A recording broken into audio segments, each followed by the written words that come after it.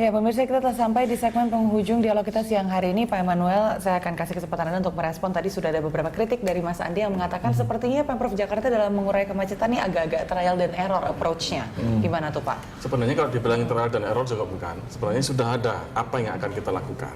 3 pilar tadi pola transportasi makro. Tinggal sekarang adalah prioritas kita memang saat ini untuk pengembangan angkutan umum. Angkutan umum seperti apa? Angkutan umum yang massal. Masalah dan apa seperti apa terintegrasi. Jadi kalau selama ini terintegrasi kita tahunya hanya terintegrasi trayeknya saja, rutenya saja. Kalau kita sekarang berpikirnya jauh lebih luas, lebih komprehensif. Terintegrasi tidak hanya dari rute saja, tetapi dari pelayanan, dari manajemen juga harus terintegrasi. Kita akan terapkan yang namanya etiqueting. Jadi dalam rencana kita bahwasanya masyarakat sekali naik angkutan umum, dia berpindah ke angkutan umum mana saja, dia tidak perlu membayar lagi. Jika sistem etiqueting itu sudah terlaksana. Nah, mengarah ke sana ini memang kita akan merapikan serpian-serpian tadi untuk menuju kepada terciptanya sistem angkutan umum yang memang lebih maju. Baik, kita ke Pak Andi. Pak Andi, tadi kata Pak Ahok bahwa target 2016-2017 macet akan berkurang. Ini kan waktunya tinggal sedikit lagi. Dengan waktu yang sedikit itu, apa yang harus dilakukan sesegera mungkin oleh Pemprov DKI Jakarta untuk mengurangi kemacetan? Saya pikir pertama itu sumber daya manusia.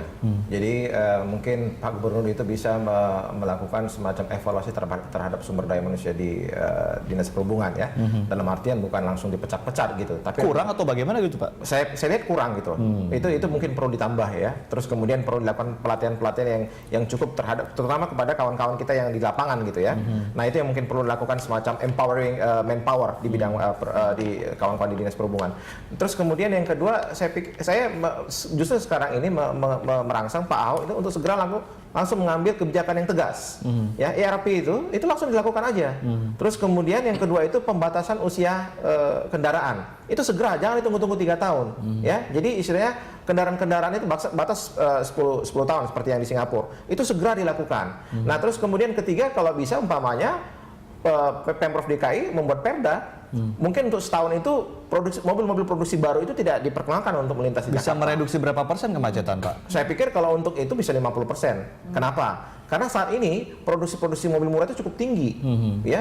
Semua merek-merek brand-brand mobil terkenal itu memproduksi mobil murah dengan harga di bawah 100 juta. Ya. Itu akan menjadi banyak gitu. Tapi kalau umpamanya Pak Ahok berani nggak buat perda itu, gitu kan? Dibatasi jumlah-jumlah kendaraan yang produksi baru, dibatasi jangan masuk Jakarta. Terus kemudian batas usia kendaraan di jalan-jalan protokol Jakarta 10 tahun. Nah, itu mungkin segera dilakukan. Itu kalau kita ingat dulu Gubernur Jokowi juga marah sekali dengan keluarnya beberapa produsen mobil di bawah 100 juta ya. Nah, itu kalau berani, itu kan impres. Sekarang Pak Jokowi udah presiden, cabut itu impres yang dikeluarkan Pak SBY. Betul.